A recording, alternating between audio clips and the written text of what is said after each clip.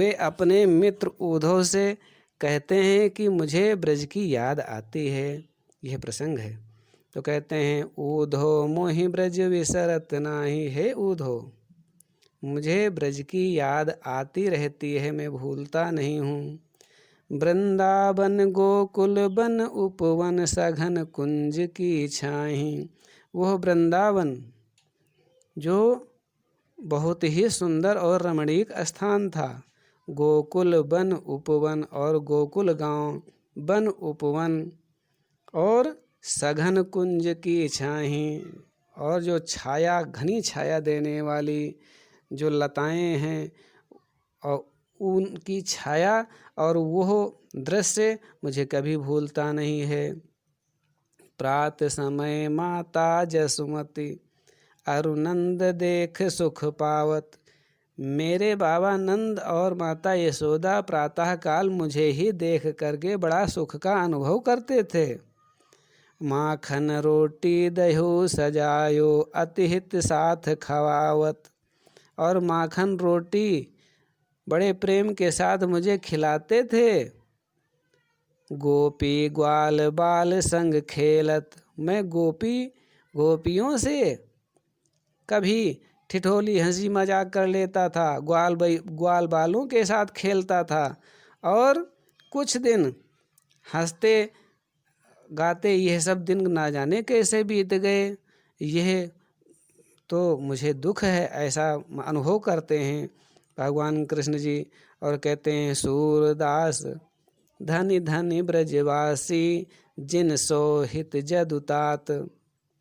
सूरदास जी कहते हैं, वे ब्रजवासी धन्य हैं जिनको स्वयं भगवान श्री कृष्ण याद करते हैं, जिन भगवान श्री कृष्ण का उनसे ऐसा संबंध हुआ, वे ब्रजवासी धन्य हैं। अगला पद क्या है कि ऊधो मन न भय 10-20। अब यहाँ पर यह प्रसंग जान लेना आवश्यक है, क्योंकि लिखने के लिए प्रसंग आता है कि संदर्भ प्रसंग सहित व्याख्या कीजिए किसी पद की। तो जब तक संदर्भ प्रसंग नहीं जाना जाएगा तब तक व्याख्या कैसे हो सकेगी। इसलिए जानिए कि भगवान कृष्ण को जब याद आई ब्रजमंडल की, एक बार 2 मंजिल वाले कमरे ऊंचे से देख रहे थे ब्रजमंडल की ओर, और देखते देखते रो दिए।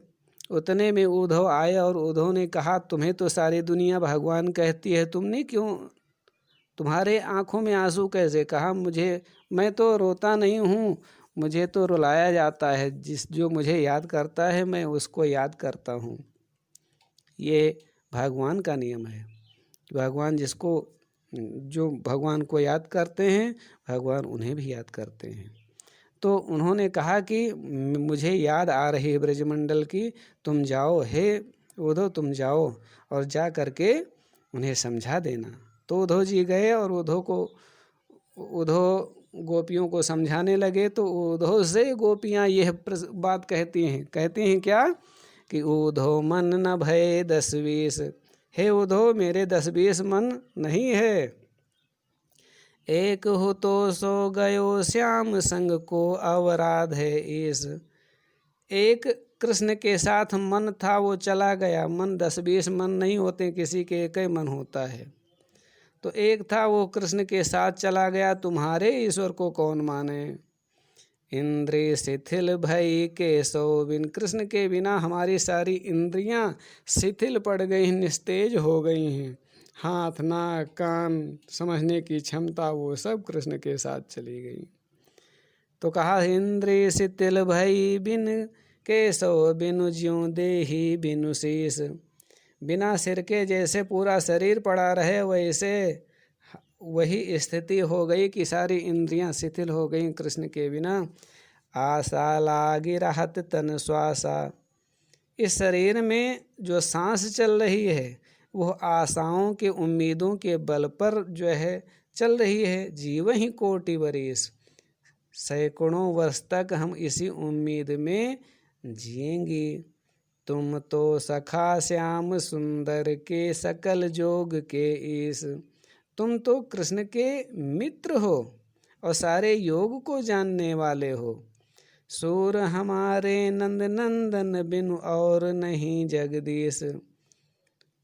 सूरदास जी कहते हैं कि गोपियां कह रही हैं कि कृष्ण के बिना और कोई दूसरा हमारा ईश्वर ही नहीं है, मेरा कोई दूसरा ईश्वर नहीं, हम एक ही ईश्वर को जानते हैं, दूसरे ईश्वर को नहीं जानते हैं, दूसरे ईश्वर को पहचानना भी नहीं चाहते हैं, जब मेरा एक ही ईश्वर चला गया। आगे अगला है कि ओधो जाहु तुम्हें हम जाने। अब इसका प्रसंग भी जान लीजिए कि उद्धव जी ने बहुत समझाया गोपियों को, तो गोपियाँ खींच गईं और खींच करके जो है कहती हैं कि हे उद्धव, अब हमको ज्ञान गिट्टी मत पढ़ाओ। ज्ञान पुरुषों की वस्तु है और स्त्रियों को जो है और ज्ञान निर्वस्त्र होता है।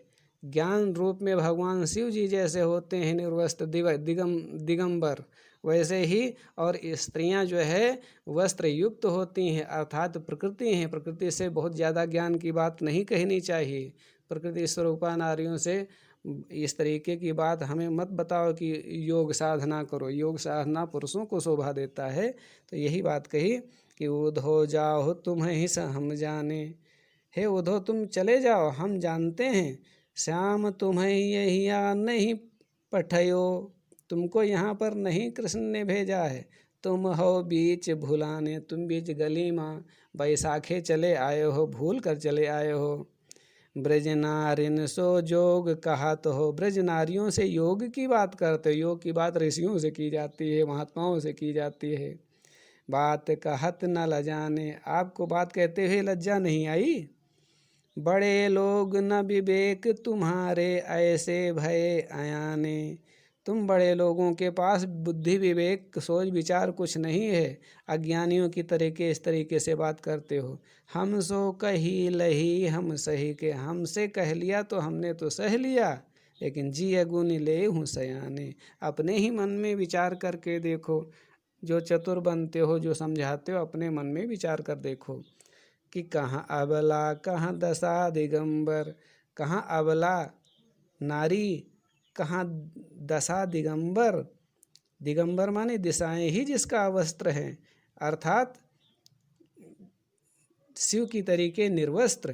तो नारियां वस्त्र युक्त, नारी प्रकृति है और यह ज्ञान जो है दिगंबर है, अर्थात निर्वस्त्र है। मस्त करो पहचाने, हमें ज्ञान की इस ज्ञान की जरूरत नहीं है।